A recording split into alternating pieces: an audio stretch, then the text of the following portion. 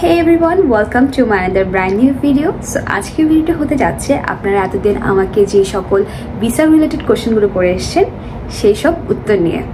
So welcome to my another informative video. Normally আমি travel related ইনফরমেশনগুলো দিয়ে আসছি, বাট আজকের ভিডিওটা হচ্ছে ভিসা রিলেটেড যে সকল প্রশ্নগুলো আপনারা করে এসেছেন সেগুলো নিয়ে। সো আমার একটি ঢাকা টু মালয়েশিয়ার ব্লগে আপনারা অনেকেই কমেন্টস করে জানিয়েছিলেন যে আপু ট্যুরিস্ট ভিসায় গেলে মালয়েশিয়ার কী কী ডকুমেন্টস লাগে অথবা স্টুডেন্ট ভিসায় কী কী ডকুমেন্টস লাগছে।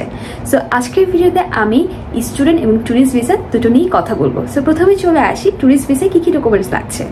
নর্মালি আমরা জানি এখন হচ্ছে মালয়েশিয়ায় আসতে গেলে হচ্ছে আপনার ই ভিসা করতে হয়, যেটা কিনা ইলেকট্রনিক ভিসা বলে।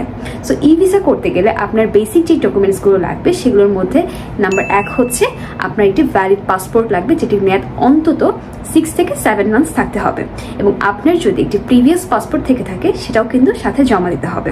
নাম্বার 2, আপনি যদি একজন স্টুডেন্ট হয়ে থাকেন যে বেসিক ডকুমেন্টস লাগছে সেগুলোর মধ্যে একটি হচ্ছে আপনার ইউনিভার্সিটি কিংবা কলেজ থেকে একটা প্রত্যয়নপত্র দিতে হবে। আপনি যদি একজন জব হোল্ডার হয়ে থাকেন সেক্ষেত্রে আপনার অফিস থেকে একটা এনওসি লেটার দিতে হবে, এবং আপনি যদি একজন বিজনেস পার্সন হয়ে থাকেন সেক্ষেত্রে আপনার ট্রেড লাইসেন্স শো করতে হবে। নাম্বার 3, যে ডকুমেন্টসটি লাগছে সেটি হচ্ছে 6 মাসের ব্যাংক স্টেটমেন্ট এবং ব্যাংক সলভেন্সি আপনাকে শো করতে হবে, এবং সেটির লিমিট অন্তত 60,000 টাকা থাকতে হবে ফর ইচ অ্যাপ্লিকেন্ট। এবং আপনি যদি একজন স্টুডেন্ট হয়ে থাকেন সেক্ষেত্রে আপনার প্যারেন্টসের ব্যাংক স্টেটমেন্ট অথবা ব্যাংক সলভেন্সি শো করতে হবে। আর আমার ক্ষেত্রে আমি কিন্তু আমার প্যারেন্টসের মানে আমার বাবার ব্যাংক স্টেটমেন্ট এবং ব্যাংক সলভেন্সি শো করেছিলাম। নাম্বার 4, যে ডকুমেন্টসটি লাগছে সেটি হচ্ছে আপনার রিসেন্ট উইদিন 3 মান্থসে তোলা একটি ছবি, যেটি ব্যাকগ্রাউন্ড অবশ্যই হোয়াইট থাকতে হবে এবং সাইজ থাকতে হবে 35x50 mm। নাম্বার 5, আপনি যখন অ্যাপ্লিকেশনগুলো করছেন তখন অবশ্যই আপনাকে একটি হোটেল বুকিং কপি এবং একটি air ticket booking copy show করতে হবে, এবং অবশ্যই মালয়েশিয়ার ভিসাগুলো কিন্তু অথেন্টিক এজেন্সি মাধ্যমগুলোতে প্রসেস করা হয়। এবং আমি যখন ট্যুরিস্ট ভিসাতে প্রথমবার মতো মালয়েশিয়াতে গিয়েছিলাম সেক্ষেত্রে কিন্তু আমি আমার ভিসাটা প্রসেস করেছিলাম শেয়ার ট্রিপের মাধ্যমে, এবং সেক্ষেত্রে আমার খরচ করতে হয়েছিল 4,300 টাকা। এবার আসি মালয়েশিয়ার স্টুডেন্ট ভিসায় আসতে গেলে কী কী ডকুমেন্টস লাগে। নর্মালি আপনার মালয়েশিয়া আসতে গেলে কোনো ব্যাংক স্টেটমেন্ট অথবা ব্যাংক সলভেন্সির ঝামেলাগুলো নেই, কিন্তু আপনার যে বেসিক ডকুমেন্টসগুলো লাগছে সেগুলোর মধ্যে একটি হচ্ছে আপনার একটি ভ্যালিড পাসপোর্ট লাগবে, এবং আপনি স্কুল বা কলেজের যে সার্টিফিকেটগুলো সেগুলো শো করলে কিন্তু আপনি স্টুডেন্ট ফাইলটি ওপেন করতে পারছেন। এবং অনেকের কাছে প্রশ্ন থাকে যে আপু স্টুডেন্ট ভিসায় ফাইল প্রসেস করতে কত টাকা খরচ হতে পারে, বা এজেন্সির মাধ্যমগুলো যদি করে থাকি সেক্ষেত্রে কত টাকা দিতে হতে পারে। সেক্ষেত্রে আমি বলবো যে অবশ্যই আপনাকে মালয়েশিয়া আসতে হলে এজেন্সির মাধ্যমে আসতে হবে, কারণ এজেন্সির মাধ্যমগুলোতেই কিন্তু স্টুডেন্ট ভিসাগুলো প্রসেস করা হয়। আর এখানে হচ্ছে আপনাকে আলাদা করে কোনো টাকা পে করতে হবে না, কারণ এজেন্সি এবং ভার্সিটির একটা হচ্ছে অ্যাফিলিয়েট করা থাকে, ওরা হচ্ছে কিন্তু ভার্সিটি থেকেই একটা কমিশন পাচ্ছে। তো সেক্ষেত্রে আপনার কাছে আলাদাভাবে কোনো কমিশন কিন্তু বা আপনাকে আলাদাভাবে কোনো টাকা পে করতে হবে না।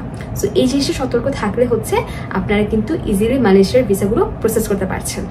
আর আপনাকে অনেকেই বলতে পারে যে ইউনিভার্সিটির আন্ডারে যেসব স্টুডেন্টগুলো থেকে থাকে, যে নর্মাল ক্যাটাগরি যেসব ইউনিভার্সিটিগুলো, সেখান থেকে অনেকে বলবে যে আপনারা হচ্ছে এজেন্সির মাধ্যমগুলো ভিসা প্রসেস করবেন না, এখানে হচ্ছে আমাদের কাছে আসেন, আমরা হেল্প করব। এটা হচ্ছে একটা ফাঁদ, কারণ তারাই কিন্তু আপনার ইউনিভার্সিটির এক প্রকার দালাল বলা যায়। তো অবশ্যই আপনি হচ্ছে যদি প্রসেস করতে হয় বা নর্মাল কোনো ইউনিভার্সিটি যদি আপনি অ্যাডমিশন নিতে চান সেক্ষেত্রে আমি বলবো ভালো কোনো অথেন্টিক এজেন্সিতে যান, যারা হচ্ছে কোনো আপনার কাছ থেকে কমিশন বা কোনো টাকা নিবে না। তারা হচ্ছে ইউনিভার্সিটির কমিশনই খাবে এবং আপনাকে ফাইলটা প্রসেস করে দেবে। এবার আমাকে অনেকেই কোয়েশ্চেন করতে পারেন যে আপু উইদাউট এজেন্সি আমি কিভাবে ট্রাভেল করতে পারি স্টুডেন্ট ভিসাতে।